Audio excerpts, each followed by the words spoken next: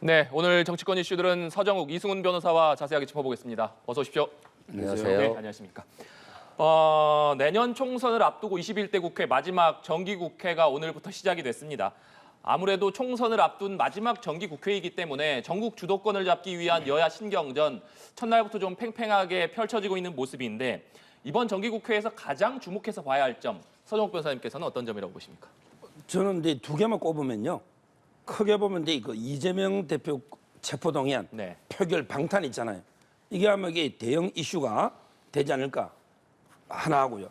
그다음에 두 번째 의미 있는 게 바로 예산입니다. 예산은 게 내년에 총선인데 대통령이 이제 그 큰 결단이죠. 대통령도 이게 예산을 많이 풀면 돈을 풀면 이게 표가 모입니다. 근데 이 표를 포기한 거예요. 저는 대단한 결단을 했다. 우리가 이제 미래 세대 돈을 약취할 수는 없잖아요. 약탈할 수는.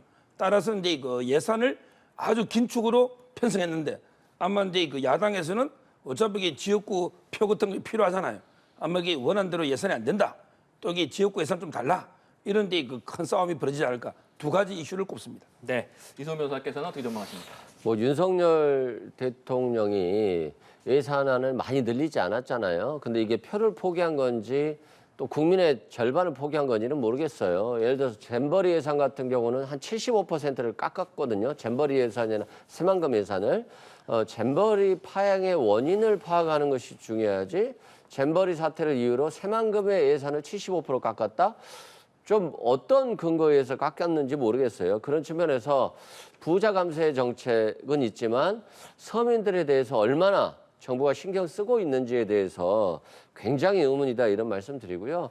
민생 법안 있지 않습니까? 저는 이번에 방송법과 관련해서 꼭 개편이 있어야 되겠다. 정권이 바뀌면 전 정권이 임명한 방통위원들에 대한 해임이 그냥 너무 쉽게 돼요. 그러다 보니까 방송 장악이 너무 쉽게 되는 거거든요. 그래서 방통위원장, 방통심의위원장, 뭐 KBS 이사진 다 뭐 해임을 통해서 자신 측에 사람을 앉혀놓고 그리고 나서 방송을 장악하는 것이기 때문에 이런 방송법 등 개혁안 부분 그리고 민생 법안 부분 이런 것들이 좀 돼야 될 것 같고 지금 박정훈 단장 최상병 수사 관련해서 경찰에 이첩했는데 그것 가지고 VIP에 대한 얘기를 했다는 이유로 지금 국방부에서 영장 실질 심사가 이루어지고 있거든요. 그래서 굉장히 좀 무서운 세상인데 이런 부분들도 좀 정의가 잘 다시 세워질 수 있도록 국정감사 과정에서 행정부를 잘 견제하는 중요한 역할을 좀 했으면 좋겠습니다. 네, 지난 연찬회 과정에서 국민의힘에서는 윤석열 정부가 추진하고 있는 3대 개혁을 중점적으로 추진하겠다 이런 결의를 하기도 했고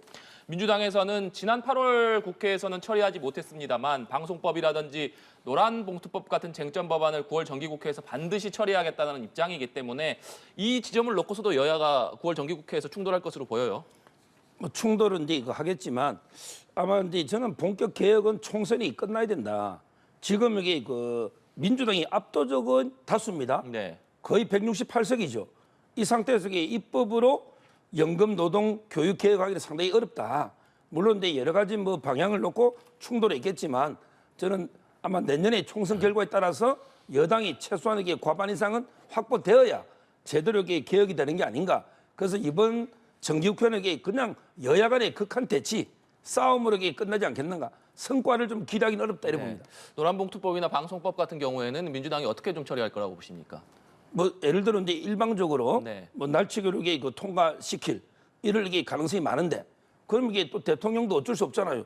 결국에 주어진 권한은 서로가 막 극대로 이게 행사하는 거죠. 그렇다면 이게 대통령도 거부권으로 맞설 수밖에 없는 뭐 이런 상황이 예상됩니다. 네, 이승훈 변호사께서는 어떻게 보십니까? 그러니까 뭐 대통령이 거부권을 행사할 수 있잖아요. 그럼에도 불구하고 민주당은 방송법이든 노란봉투법이든 국민들이 이해할 만한 상식과 공정의 원칙에서 법을 개정하면 됩니다. 그래서 민주당에 유리한 게 아니라 정말 국민들에게 유리한 법을 만들어서 낸다라고 한다면 결국 윤석열 대통령이 거부권 행사해도 뭐 대통령에게 또 불리한 상황이 오지 않겠습니까? 그렇게 보면 될 것 같고 국민의힘이 지금 집권 2년 차고 내년 총선 끝나면 이제 집권 3년 차예요.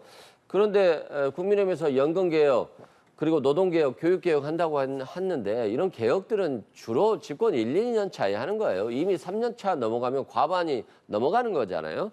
그래서 노동 이런 개혁이나 이런 거 할 수가 없는 상황이 오거든요. 그래서 좀 국민의힘이 개혁을 좀 하되 수사보다는 개혁에 좀 방점이 있었으면 좋겠어요. 집권 내내 수사만 하고 끝날 것 같다는 그런 아쉬운 생각이 듭니다. 네. 이재명 대표 얘기를 좀 해보려고 하는데 정기국회 개회를 하루 앞두고 이재명 대표가 무기한 단식을 선언했습니다. 취임 1주년 기자회견을 하는 자리에서 무기한 단식을 하겠다라고 선언을 하고 지금 국회 앞에서 무기한 단식에 들어갔는데 왜 단식을 하느냐 이런 질문에 너무 무력감을 느꼈다. 단식 외에는 방법이 없다. 이런 입장을 밝혔습니다. 이승훈 변호사님. 먼저 이재명 대표가 왜 단식이라는 강수를 뒀다라고 보십니까? 이해는 돼요, 충분히. 왜 그러냐면 윤석열 정부는 야당 자체를 범죄 집단으로 보고 있기 때문에 실은 대화가 안 되죠. 국회로서 정부를 견제하는 기능을 해야 되는데 그 다수당을 범죄 집단화하고 있다고 한다면 상당히 어려울 것 같아요. 그래서 이제 아마 무력감을 느꼈다 이러신 것 같고요. 또한 자유라고 하는 게 자신을 위한 자유, 자신의 세력에 대한 자유고 상대에게는 공격에 대한 자유가 될 수 있거든요. 그래서 이런 부분이 무력감을 느꼈고 그래서 국정을 견제하기 위해서 아마도 단식을 선택한 것 같은데 또 국민들 입장에서 보면 지금 국정감사의 중요한 시기가 이제 막 시작해서 국정감사를 통해서 여당을 견제하고 국정을 견제해야 되는데 단식으로 인해서 모든 어떤 이슈가 빨려 들어가는 거 아니야? 이런 걱정을 하시는 국민들도 있어요. 그래서 이 부분에 대해서는 이재명 대표나 지도부가 왜 지금 이 시점에 단식을 해야 되는지에 대해서 명확한 좀 설명들을 앞으로 해줘야 될 것 같고요. 그리고 대정부 투쟁도 있습니다만 민주당 내부의 혁신도 있는 거거든요. 이재명 대표가 아무래도 대정부 투쟁에 앞장서다 보면 민주당 내부 혁신에 좀 부족함이 있을 수 있고 이런 것들이 민주당 지지자들에게 피로감을 올 수도 있어요. 그래서 저는 이재명 대표가 대정부 투쟁 그리고 민주당 내부의 혁신까지도 같이 가져가야 된다. 그렇지 않으면 국민들께서 그렇게 지지를 받지 못할 수도 있다. 이런 걱정은 되고 있습니다. 네. 선영욱 변호사께서는 이재명 대표가 왜 단식이라는 수단을 선택했다라고 생각하십니까? 한마디로 이제 뭐 방탄하고요. 그다음에 이 대표적 유지죠. 예를 들어 이제 대표가 단식하고 있는데 반명 쪽에서 이게 자꾸 사퇴해라 못 하잖아요. 이런 이제 대표적 유지. 그다음에 단식하고 있는데 예를 들어 이제 체포동의안이 온다. 이러면 이제 그 좀 부결시키자는 여론을 이렇게 모으기 위해서 방탄 이런 이제 그 의도로 보이는데 제가 이제 이재명 대표께 하나만 물어보고 싶어요. 본인 말을 인용해서 지금 이게 이 대표의 단식은 정말 이게 그 약자의 최후 저항이냐 아니면 강자의 깽판 또는 이게 협박이냐 이걸 이게 정말 물어보고 싶어요. 본인이 약자입니까? 168석의 야당 대표가 이게 약자입니까? 약자의 최후 저항 이렇게 무기력하다고 저기 하는데 제가 보기 역대 집권 야당입니다. 집권 야당. 이러면 이게 야당인데 168석 야당이 없었잖아요. 그래서 이제 검수완박법부터 모든 이게 무소불위 입법권을 행사했잖아요. 그런데 지금 와가지고 무기력하다. 따라서 이게 나는 단식 외에는 방법이 없다. 이게 말이 됩니까? 본인이 과거에 2016년에 이정현 대표 단식할 때 했던 말을 이게 되돌아보고 응답하시기 바랍니다. 네. 이재명 대표가 이제 단식을 시작한 지 이틀이 됐습니다만 이재명 대표는 이것이 단식 농성이 아니라 정상적으로 당무는 수행을 하면서 또 검찰이 요구한다면 검찰 소환 조사에도 응하면서 단식을 하겠다 이렇게 밝혔습니다. 그렇기 때문에 그렇다면 이제 막 이재명 대표가 단식을 시작했습니다만 과연 출구 전략은 어떻게 될 것이냐. 이재명 대표가 어제 기자회견을 통해서 3가지 요구 조건을 달기는 했습니다만 이것이 단식의 철회 조건은 아니다 이렇게 얘기를 했습니다. 그렇기 때문에 이재명 대표가 과연 어떤 상황에서 이 단식을 그만둘 수 있겠느냐 이 부분에도 좀 관심이 쏠리는데 이승훈 변호사께서는 어떻게 보십니까? 그러니까 그 점이 참 어려운 부분이에요. 예를 들어서 대통령이 개각을 하고 국정쇄신을 하고 대국민 사과를 하고 오염수 관련해서 일본을 해양재판소에 제소를 하고 실은 이렇게 해야 되는 거거든요. 그건 맞아요.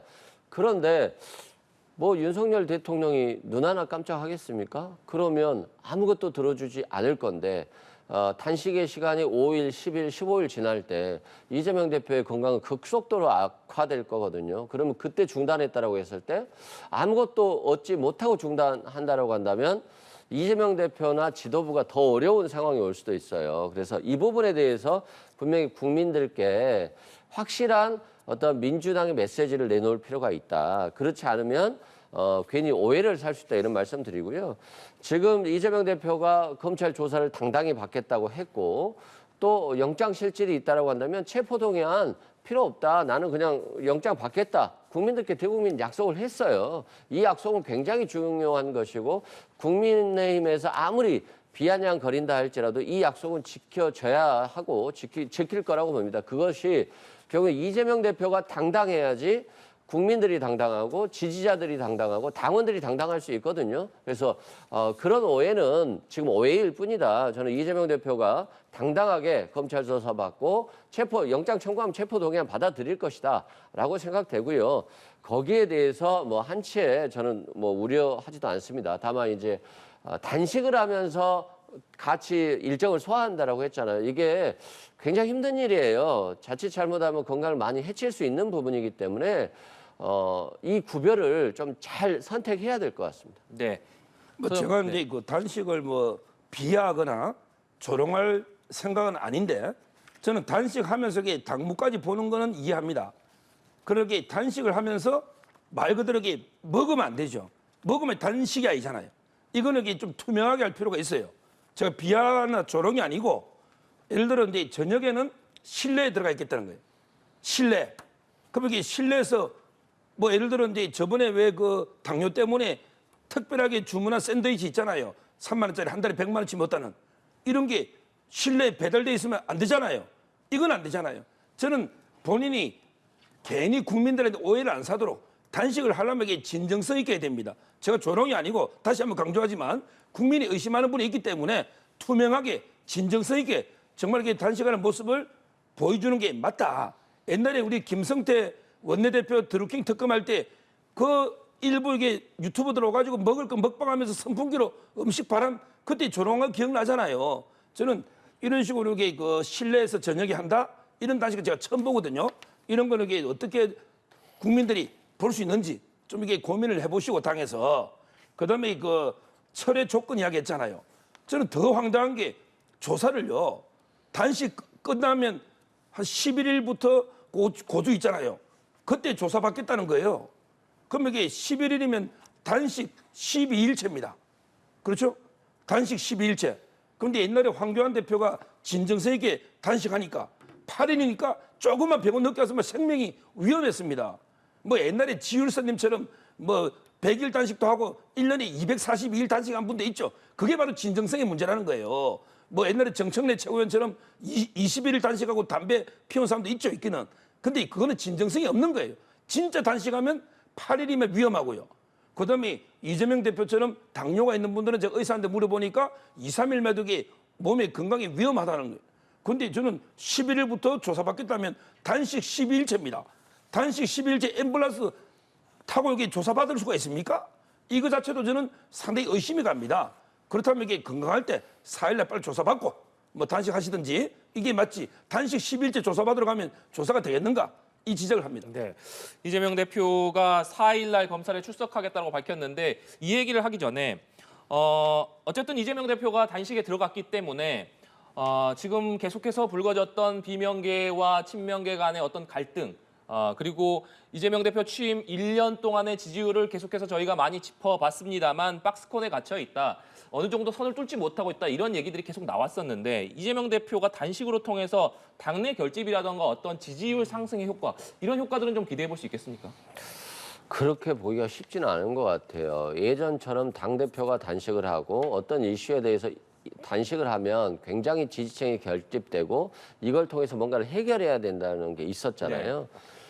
그런데 뭐 윤석열 대통령이 집권하고 1년, 4년 동안 얼굴 안 보는 사람인데 무슨 해결책이 나오겠어요. 이게 이제 저는 개인적으로 민주당의 고민이고 이재명 대표의 고민이라고 생각해요. 그래서 이 부분에 대해서 그러면 우리가 이 단식을 통해서 무엇을 얻어낼 것인가. 그냥 이재명 대표 몸만 상한 게 아니라 우리가 윤석열 정부하고 투쟁해서 뭘 얻어낼 수 있을 것인가 라는 게 이제 궁금한 거거든요. 그래서 이 부분에 대한 답을 민주당이 내줘야 된다 이런 생각이 들고 지금 오늘 윤석열 대통령 국립외교원 60주년 기념사 가서 또다시 또 반국가 단체 세력, 공산주의와 협잡에서 기회 추종 세력 이건 명확히 야당을 지칭하는 거예요. 그럼 야당을 간첩이라고 하는 거하고 똑같은 거예요.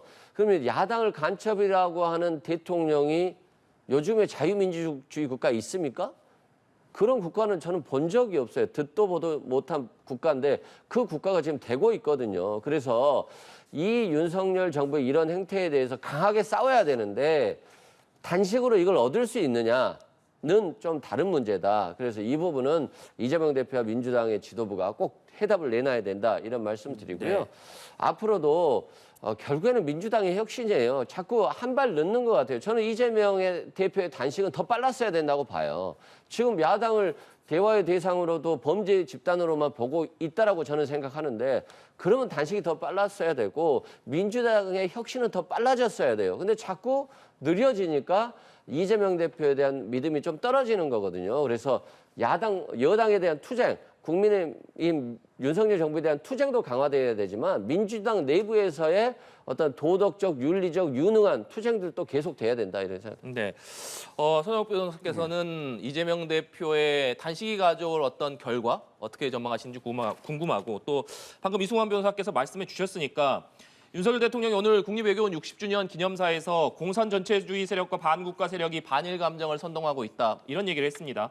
또 캠프 데이비드에서 도출된 한일 협력 체계가 대한민국과 국민을 위험에 빠뜨릴 것처럼 호도하고 있다 이렇게 지적을 했는데 이승훈 변호사께서는 이게 야당을 겨냥한 것 아니냐 이렇게 말씀하셨거든요. 이 부분은 어떻게 생각하십니까?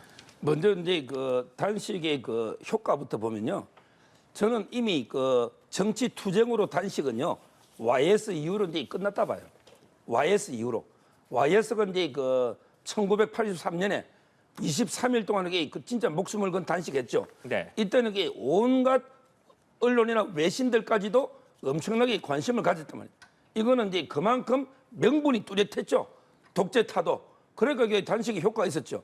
그 이후에 단식을 가지고 뭐 저는 이게 목표를 달성하거나 크게 성과를 낸 뭐 물론 이제 김성태 원내대표가 더루킹 특권 같은 거 이런 건 이제 자그마한 건 있지만 크게 성공한 예는 없었거든요. 따라서 저는 이제 정치 투쟁으로 요즘은 뭐 단식 또는 이게 삭발 이런 거는 이게 큰 의미가 없다 이렇게 보고요. 그다음에 조금 전에 그 윤석열 대통령 발언 의미를 물었는데 이걸 이게 야당 전체로 해석하는 거 이거는 저는 논리 비약으로 봅니다. 언제 윤석열 대통령이 우리 야당이 전부 이게 공산 전체주의자다 이렇게 한 적이 없잖아요. 물론 이게 야당 중에도 일부 문제되는 사람이 있어요. 전 대표적으로 이게 강기정 광주시장 왜 정률성 공원을 이게 왜 나라 돈으로 만듭니까? 왜 공산주의자 뼛속 깊인 이런 사람에게 공원을 다 만드는 겁니까? 이런 거는 이게 문제 지적할 수 있죠. 그렇지만 이게 뭐 강기정 시장을 간첩이라고 할 수는 없죠. 근데 이게 공산주의 동조적인 잘못된 거고요. 저는 야당이 아니고 우리 일부 이제 뭐 좌파 시민단체라든지 또는 이게 민노총에 보면 최근에 그 간첩단 사건도 많이 놓잖아요. 그리고 이제 그 괴담만 있으면 항상 등장하는 사람 있잖아요. 우리 그 심수봉 노래 그때 그 사람 비가 오면 생각나는 그 사람처럼 꼭 이 괴담만 넣으면 떠오르는 그 사람들 있잖아요. 옛날에 뭐 광우병 때도 띄놓다가 또 잠잠하다가 바퀴벌레처럼 이게 또 참에 있으면 사드 있으면 띄놓다가 또 이게 이번에 후쿠시마 띄놓는 이런 사람들은 문제죠. 이 사람들에게 완전히 좌파 시민단체의 탈을 쓰고 항상 괴담 장사를 하는 이런 분들을 윤 대통령은 지적하고 있는 겁니다. 아주 정확한 지적이죠. 저는 이걸 전체 야당으로 해석하는 거는 논리 비약이고 그건 뭐 너무 과하게 해석한 거 이렇게 봅니다. 네. 이재명 대표 검찰 조사 얘기로 넘어가 보겠습니다. 이재명 대표가 쌍방울 대북 송금 의혹과 관련해서 4일에 검찰이 요구한 대로 4일에 검찰에 출석하겠다 이렇게 밝혔습니다. 다만 오전에만 조사를 받고 추후 일정은 좀 다시 협의하자 이렇게 요청을 했는데 검찰에서는 오전에 2시간만 조사는 할 수 없다 이렇게 거부 입장을 밝혔는데 먼저 이재명 대표가 이렇게 오전에 2시간만 좀 조사를 받아야겠다 이렇게 요구한 배경은 뭐라고 보십니까? 아마 이제 그 단식이 방탄이다 하니까 이런 이제 비난 여론 때문에 겁나게 조사는 받겠다. 뭐 이런 이제 그 비난 여론을 좀 피하기 위한 이런 게 꼼수인데요. 이게 정당하냐 안 하냐 이걸 평가하려면요. 이렇게 하면 돼요. 이재명이 아니고 일반인이라도 이게 가능하냐. 그러면 그게 가능한 조치고 일반이라면 꿈도 못 꾸면 그는 게 특고입니다.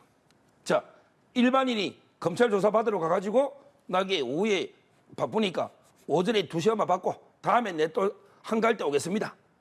이게 가능할까요? 일반인이 안 되면 이재명 특고입니다. 일반인도 그게 된다면 뭐 이재명 대표도 요구할 수 있겠죠. 왜? 법 앞에는 모두 평등하니까. 그런데 제가 보기에 일반인 같으면 이러면 이게 검찰한테 혼납니다. 아니 너 검찰 수사가 야 식당 예약하는 거야? 백화점에 쇼핑 가는 거야? 네 맘대로 할 거야? 이게 검찰한테 혼납니다. 지금 이게 2시간 조사가 아니고 1시간은 조서를 검토해야 돼요. 또 이게 자기가 진술한 거 바로 된지 읽어보고 뭐 하잖아, 사인하고 무인 찍고 하잖아요. 그러면 이게 1시간 조사입니다. 근데 또 바로 10시에 갑니까? 앞에 이게 또 개딸들이 한 100여 명 모였으면 또 일정 순시하고 들어가려면 또 한 30분 잠을 거예요. 그러면 이게 30분 조사받겠다는 거예요. 이게 말이 됩니까? 오히려 이게 검찰의 패만 보고 나중에 오겠다. 이거는 말도 안 되는 저는 주장이기 때문에 검찰에서는 수용 불가다. 그러면 이게 끝까지 그날 다 받든지 아니면 이게 다른 일 하든지 수용 불가다. 이렇게 통보를 했고요. 제가 이재명 대표께 다시 한번 강조하지만 이재명 대표만 법 위에 있고 일반 국민은 법 아래에 있는 이게 잘못된 특권이다. 이 점을 분명히 지적합니다. 네, 이승훈 변호사께서는 어떻게 보십니까? 그러니까 이재명 대표가 굉장하게 많은 특권을 누리고 있죠. 너무 많이 누리고 있고요. 검사 70명이 이재명 대표 수사를 해주고 있잖아요. 그리고 압수수색도 한 400여회 되고 그리고 2년 동안 수사하고 있고 앞으로 언제 끝날지 알지 모를 정도의 수사가 진행되고 있어서 이걸 뭐 특권이라고 한다면 뭐 특권으로 받아들여야 되겠습니다만 당 대표라고 하는 특수성은 있는 거예요. 그래서 후쿠시마 오염수 관련해서 국제회의가 있기 때문에 오전에 수사를 받고 그리고 나서 며칠 뒤에 또다시 나가서 조사 받겠다라고 하는 거잖아요. 조사를 회피하는 게 아니잖아요. 근데 만약에 당초 예정대로 11일에서 15일 사이에 나가겠다고 했으면 2년 동안 수사했는데 뭐 이제까지 계속 미루다가 일주일 좀 미뤄주면 안 될까요? 그 송영길 전 대표도 마찬가지잖아요. 계속 그냥 뭐 마치 송영길 대표 엄청나게 많은 죄가 있는 것처럼 해서 빨리 들어와라 빨리 들어왔는데 지금 몇 달 됐어요. 한 5개월 됐는데 지금 수사 안 되잖아요. 그러면 좀 천천히 언론에다 풀던가. 사람이라는 게 그렇지 않습니까? 잘못이 있어서 죄가 지면 감옥에 가야 되겠습니다만 수사도 받기도 전에 그냥 지금 당장 뭐 엄청나게 큰 죄가 있는 것처럼 해갖고 잡아들여가지고 왔는데 수사도 안 한다? 이것도 굉장히 괴롭히는 거거든요. 그래서 야당 대표로서 2년간 동안 수사를 했으면 지금 아직 뭐 영장도 제대로 청구하지 못하고 수사도 이재명 대표에 대한 게 나온 게 없잖아요. 그러면 일주일 정도 되면 좀 미뤄서 그때 조사 받으십시다 하고 그때까지 잘 준비해서 검찰의 실력을 발휘하면 되는 거 아닙니까?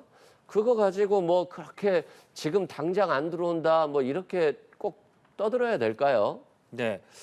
9월 정기국회가 이제 100일간의 대장정에 들어갔기 때문에 만약에 검찰이 이재명 대표에 대해서 구속영장을 청구한다면 정기국회 기간 중에 체포동의안 표결이 이루어져야 됩니다.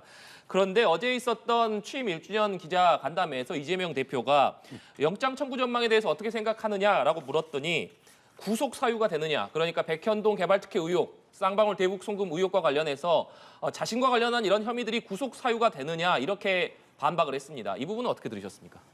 이런 이야기를 이게 그 판사 앞에서 하시지 왜 자꾸 이게 기자나 국민 앞에 합니까? 구속 사유가 안 되면 이게 판사 앞에 가서 당당하게 나 안 된다. 이래야지 이게 왜 계속 피하고 방탄하는 겁니까? 이게 문제고요. 지금 구속 사유가 범죄가 중대한 거는 혐의가 뭐 그거는 말할 여지도 없고요. 뇌물이나 배임이 문제는 이제 그 도주 의뢰는 없다 치더라도 우리가 이제 구속 사유는 증거인멸 또는 OR입니다. 또는 도주 의뢰 아닙니까? 이 말은 이제 둘 중에 하나만 있으면 되거든요. 근데 증거인멸의 우려가 없습니까? 지금 이게 김용 부원장은 왜 알리바이를 조작해가지고 그게 이제 기소까지 알리바이 조작이 다 드러났지 않습니까? 김용 부원장. 그다음에 이재명 대표도 옛날에 검사 사칭 위정 교사해달라. 이것도 이게 그 공범이 기소가 돼 있지 않습니까? 그다음에 지금 이제 그 천준호 비서실장, 그다음에 박찬대 최고위원 왜 이화영 40년지기 이우일 용인 갑의 그 위원장 대행 왜 만났습니까? 만났는데 갑자기 이화영 부인이 전화가 걸려가지고 갑자기 뭐 통화했다? 이게 말이 됩니까? 이런 게 다 정인을 회유하고 협박하고 이런 게 사법방해 아닙니까? 이게 구속사유 아닙니까? 증거인멸의 염려. 뭐 제가 보기 구속사유가 차고도 넘치고 이재명 대표에게 그게 없다면 판사 앞에 당당히 가서 나 구속사유 없다. 이렇게 주장하세요. 네, 이송 변호사님. 그러니까 국민들이 이렇게 생각하는 거예요. 이제 검찰이 뭐 하고 있지? 이런 생각을 하는데 그 이유가 뭐냐면 이재명 대표에 대한 수사가 시작될 때부터 증거는 차고 넘친다고 했는데 왜 지금까지 구속영장을 청구하지 못할까? 그리고 청구했는데 이재명 대표가 돈을 받은 내용을 기소하지 못할까? 이거에 대한 의문이 있어요. 아, 정말 이재명 대표가 돈을 받은 게 맞아? 근데 왜 검찰은 차고 넘치는 증거에도 불구하고 1원 한 장 받은 걸 밝혀내지 못하지? 국민들이 의구심을 가져요. 그래서 이걸 야당 탄압이라고 생각하는 것이고 그럼에도 불구하고 이재명 대표는 정정당당하게 수사받고 체포동의안 들어오면 본인이 나가겠다고 했잖아요. 그 약속까지 했어요. 그래서 저는 이 약속은 지켜질 것이고 그렇기 때문에 검찰에 의한 재판이 아니라 법원에 의한 재판이 되고 이재명 대표가 왜 판사 앞에 나와서 대답을 하지? 왜 언론에서 하느냐? 아니 실시간 검찰에서 수사한 내용들이 언론에 나와서 이재명 대표에게 물어보는데 답변 안 합니까? 답변해야죠. 그런 측면에서 본인에 대한 구속영장 청구라든가 본인에 대한 혐의에 대해서 나는 정정당당하다 뭐 이런 주장을 하는 거니까 결과적으로는 우리가 사법부의 판단을 지켜볼 수밖에 없고 구속영장 청구가 됐든 기소가 됐든 이건 필연적이라고 생각돼요. 이재명 대표가 쓰러질 때까지 수사는 계속된다. 그렇기 때문에 민주당은 결연한 자세로 자기 혁신과 노력을 더 기울여야 된다 이런 생각입니다. 네, 앞서서도 말씀드렸지만 정기국회가 시작이 됐기 때문에 만약에 이재명 대표에 대한 검찰의 영장 청구가 이루어진다면 체포동의안 표결이 진행이 될 수밖에 없습니다. 이재명 대표가 단식에 들어간 상황 속에서 사실 그 전까지만 하더라도 친명계와 비명계 사이에 체포동의안 표결이 이루어진다면 아예 보이콧해야 된다. 아니다, 이재명 대표가 체포동의안 불체포 특권을 포기하겠다라고 이미 약속을 했는데 이 약속을 어기자는 얘기냐 이렇게 당내에서 여러 가지 논쟁이 있었습니다만 이재명 대표가 지금 단식에 들어갔기 때문에 만약에 이재명 대표가 단식을 하고 있는 상황 속 그 단식이 만약에 끝난다고 하더라도 이재명 대표의 단식이 체포동의안 표결에 어떤 영향을 좀 미칠 것이라고 보십니까? 일부 동정적인 여론은 있을 것 같아요. 그러나 그 동정적인 여론들을 이재명 대표 스스로가 버려야 된다고 생각을 합니다. 왜 그러냐면 만약에 체포동의안을 부결시키려고 민주당에서 이재명 대표를 걱정하는 세력들이 해버리면 이건 이재명 대표 단식의 명분이 없어져 버리는 거예요. 이재명 대표는 결연하게 윤석열 정부의 황당무계한 어떤 정치에 대해서 투쟁하겠다라고 했는데 이게 결과적으로 보니까 단식 투쟁이 불체포 특권 포기가 아닌 불체포 특권을 사용하기 위한 것 아니었나? 라고 하는 결론에 도달해 버린다고 한다면 이재명 대표와 민주당은 굉장히 수렁에 빠질 수 있어요. 그래서 저는 단식을 시작할 때도 명분이 있어야 되고 끝날 때도 명분인데 결국에는 불체포 특권을 결연히 포기하고 정정당당하게 검찰과 윤석열 정부에 맞서는 것이다. 이것이 이재명 대표가 말하는 사즉생이다. 이런 말씀입니다. 네, 서정욱 변호사님. 지금 이제 그 네 가지 조합이 있어요. 이재명도 살고 당도 사는. 그다음에 둘 다 죽는. 그다음에 이재명은 살고 당은 죽고 이재명이 죽고 당이 사는 네 가지 조합이 있잖아요. 저는 이재명 대표가요. 본인도 살고 당도 사는 유일한 길은 뭐냐? 유일한 길은요. 아예 그냥 내가 당대표직 사퇴하고 그다음에 배지 떼고 당당하게 영장심사 가가지고 검찰하고 당당하게 해서 기각을 시켜버리면 이러면요. 완전히 이재명도 살고 당도 사는 이게 바로 사즉생이랍니다. 자기가 죽기를 각오하고 당대표 내려놓고 배지 떼고 판사 앞에 당당 앞에 심사받는다. 이러면 둘 다 사는 길이에요. 근데 그러다가 만에 하나 이재명 대표가 구속될 수도 있죠. 저는 구속 가능성이 높다고 봐요. 그러면 어떻게 되느냐. 이재명은 죽고 당은 살아요. 당은 살아요. 이재명은 죽어도 그 길을 택해야죠. 그게 선당우사잖아요. 근데 지금 이재명 대표가 가는 길은 생적사로 가고 있어요. 사적생의 길을 가야 되잖아. 죽기 갈고 싸우고 살아야 되는데 지금은 살려고 발버둥 치는 거예요. 검수완박했죠. 뺐지.